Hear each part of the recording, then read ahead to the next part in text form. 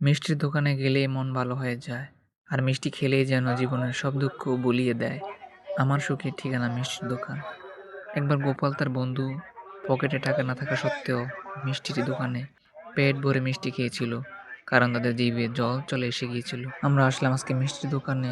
তো মিষ্টির দোকানে এসেছি আমরা প্রায় ১০ কিলোমিটার দূরে। মিষ্টির দোকানে এসেছি মিষ্টি খেতাম। আলহামদুলিল্লাহ এখানকার মিষ্টির দোকানগুলো এত পরিষ্কার এবং কি সুন্দর মিষ্টি, এত প্রসেসিং কত সুন্দর আমরা আপনাদেরকে দেখানোর চেষ্টা করছি। তো এই হলো মিষ্টি।